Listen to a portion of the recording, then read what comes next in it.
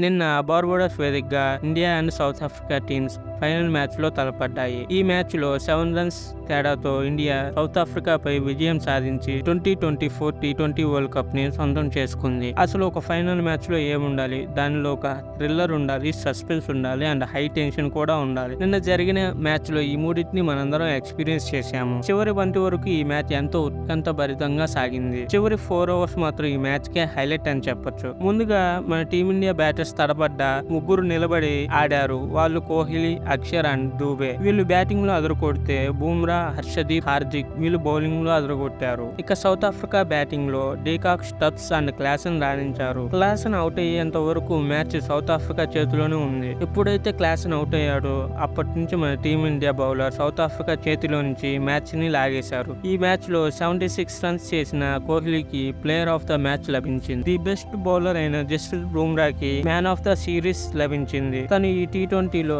అతి తక్కువ ఎకానమీతో బౌలింగ్ చేశాడు. కేవలం 4.3గా ఉంది అతని ఎకానమీ. ముందుగా మన టీమిండియా టాస్ గెలిచి బ్యాటింగ్ చూస్ చేసుకుంది. ఈ డిసిషన్ మంచిదని చెప్పొచ్చు. మన టీమిండియా ఓపెనర్స్ లో విరాట్ కోహ్లీ ఫస్ట్ ఓవర్ లోను మైండ్ బ్లోయింగ్ స్టార్ట్ ఇచ్చాడు. ఫస్ట్ ఓవర్ లోనే 3 4s కొట్టాడు. కానీ సెకండ్ ఓవర్ లో 2 బిగ్ షాక్స్ తగిలాయి మన టీమిండియాకి. కేశవ్ మహారాజ్ వేసిన సెకండ్ ఓవర్ లో 2 బ్యాక్ టు బ్యాక్ 4s కొట్టిన రోహిత్ ఫోర్త్ బాల్ కి క్యాచ్ అవుట్ రూపంలో తన వికెట్ ని కోల్పోయాడు. అదే ఓవర్ లో లాస్ట్ బాల్ కి రిషబ్ పంత్ కూడా తన వికెట్ ని కోల్పోయాడు. దీంతో టీమిండియా స్కోరింగ్ రేట్ తగ్గింది. తర్వాత వచ్చిన సూర్యకుమార్ యాదవ్ కూడా 3 పరుగులు చేసి తన వికెట్ ని క్యాచ్ అవుట్ రూపంలో కోల్పోయాడు. తర్వాత వచ్చిన అక్షర్ తో కలిసి విరాట్ పవర్ ప్లే మూసేసరికి మన టీమిండియా స్కోర్ ని 45 పరుగులకి తీసుకెళ్లాడు. 3 వికెట్లు కోల్పోయి 3 వికెట్లు పట్ట తర్వాత అక్షర్ ను పంపడం అనేది ఇండియాకి చాలా బాగా కలిసి వచ్చింది. సూర్య అవుట్ అయ్యాక అక్షర్ వచ్చిన ఫైనల్ మ్యాచ్ లో ఉన్న ప్రజలంతా అబ్జర్వ్ చేసుకుని ఒక బ్రిలియంట్ నాక్ ఆడాడు. అక్షర్ విరాట్ కోహ్లీతో కలిసి వికెట్స్ పడడం ఆపి మంచి పార్ట్నర్షిప్ బిల్డ్ చేశాడు.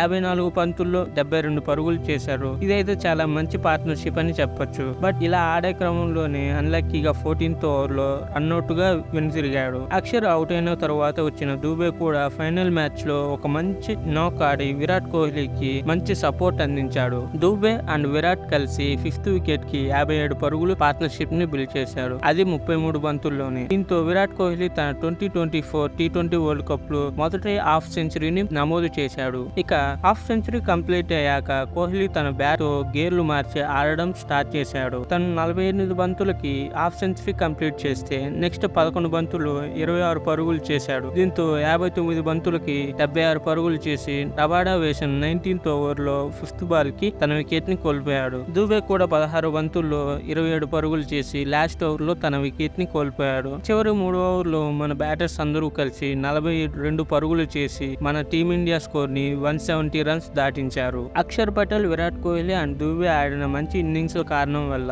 ఈ మ్యాచ్ లో మన టీమిండియా 170 రన్స్ దాటి నిలబడగలిగింది. దీంతో ఈ పిచ్ మీద 176 పరుగులు అనేది చాలా మంచి స్కోర్ అనే చెప్పొచ్చు. ఇక సౌత్ ఆఫ్రికా బౌలింగ్ విషయానికి వస్తే పవర్ ప్లే లో second over and 5th over లో తప్ప మిడిల్ ఓవర్స్ లో వికెట్స్ తీయడంలో ఫెయిల్ అయింది south Africa team. South Africa bowling లో మార్కో ఎన్సన్ తప్ప మిగతా వాళ్ళందరూ మంచిగానే బౌలింగ్ చేశారు. బట్ అందరూ అబోవ్ 7 ఎకానమీతో బౌలింగ్ చేశారు. నోకియా ఒక్కడే బిలో 7 ఎకానమీతో బౌలింగ్ చేశాడు. నోకియా 4 ఓవర్లలో 26 పరుగులకి 2 వికెట్లు తీశాడు. కేశవ్ మహారాజ్ కూడా 3 ఓవర్లలో 23 పరుగులు మాత్రమే ఇచ్చి 2 వికెట్లు తీశాడు. వారితో పాటు రబాడా అండ్ మార్కో ఎన్సన్ బౌలింగ్ చేసిన 4 ఓవర్లు వీళ్ళు కొంచెం ఎక్స్పెన్సివ్ గా ప్రూవ్ అయ్యారు. ఇక సెకండ్ ఇన్నింగ్స్ లో బ్యాటింగ్ కు వచ్చిన సౌత్ ఆఫ్రికా టీం కి కూడా బిగ్ షాక్ తగిలింది. మన team India bowlers Bumrah and Harshdeep వేసిన సెకండ్ అండ్ థర్డ్ ఓవర్ లో south Africa batsmen Heinrich and Markram wickets ని కోల్పోయింది సౌత్ ఆఫ్రికా టీం. బట్ దాని తర్వాత వచ్చిన స్టబ్స్ తో కలిసి డీకాక్ మంచిగా ప్రెజర్ ని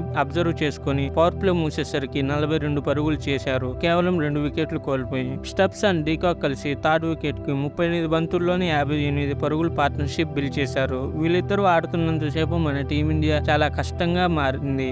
వీళ్ళు స్పిన్ బౌలింగ్ చాలా సమర్థవంతంగా ఎదుర్కొని ఉతికి ఆరేశారు. కానీ వీళ్ళ పార్ట్నర్షిప్ కి అక్షర్ పటేల్ బ్రేక్ వేశాడు. 9th ఓవర్ 5th బాల్ కి స్టబ్స్ ని క్లీన్ బౌల్ చేశారు.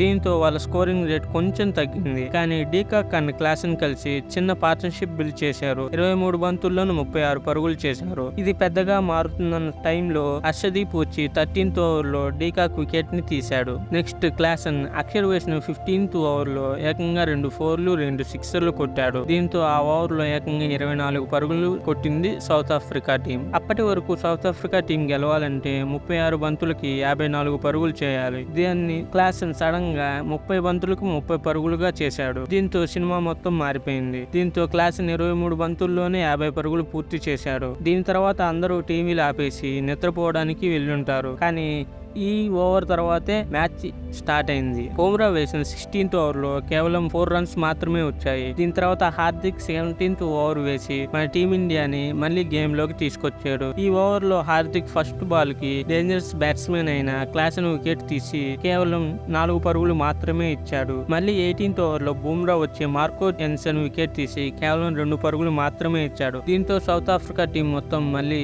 ప్రెజర్ లోకి వెళ్లిపోయింది. నెక్స్ట్ హర్షదీప్ వేసిన 19th ఓవర్ లో 4 రన్స్ మాత్రమే ఇచ్చాడు. ఇక లాస్ట్ ఓవర్ కి సౌత్ ఆఫ్రికా గెలవాలంటే 16 పరుగులు చేయాలి. హార్దిక్ లాస్ట్ ఓవర్ లో ఫస్ట్ బాల్ కి మిల్లర్ వికెట్ తీశాడు. ఈ వికెట్ లో సూర్య పాత్ర చాలా కీలకంగా మారింది. సూర్య బౌండరీ దగ్గర ఒక బ్రిలియంట్ క్యాచ్ పట్టుకున్నాడు. దీంతో మన టీమిండియా 7 పరుగుల తేడాతో గెలిచింది. ఇక మన టీమిండియా బౌలింగ్ విషయానికి వస్తే పేసర్స్ అందరూ అద్భుతమైన బౌలింగ్ చేశారు. హార్దిక్ 3 ఓవర్లో 20 పరుగులు మాత్రమే ఇచ్చి 3 వికెట్లు తీశాడు. అతనితో పాటు బుమ్రా కూడా 4 ఓవర్లలో 18 పరుగులు మాత్రమే ఇచ్చి 2 వికెట్లు తీశాడు. వీరితో పాటు హర్షదీప్ 4 ఓవర్లు వేసి 20 పరుగులు మాత్రమే ఇచ్చి 2 వికెట్లు తీశాడు. స్పిన్నర్స్ మాత్రం ఈ మ్యాచ్ లో చాలా ఎక్స్పెన్సివ్ గా ప్రూవ్ అయ్యారు. అక్షర్ 4 ఓవర్లో 49 పరుగులు ఇచ్చాడు, కానీ ఒక వికెట్ కూడా తీశాడు. దీంతో పాటు కుల్దీప్ కూడా 4 ఓవర్లో 45 పరుగులు ఇచ్చాడు. వీరితో పాటు జడేజా 1 ఓవర్ వేసి 12 పరుగులు ఇచ్చాడు. ఫైనల్ గా 2024 T20 వరల్డ్ కప్ ఇండియానే సొంతం చేసుకుంది. ఫైనల్ గా congratulations to team India. By the way, ఈ వీడియో పూర్తిగా చూసిన మీ అందరికి థ్యాంక్ యూ సో మచ్. ఈ వీడియో మీకు నచ్చినట్లయితే లైక్ చేసి షేర్ చేసి మా ఛానల్ ని సబ్స్క్రైబ్ చేసుకోండి.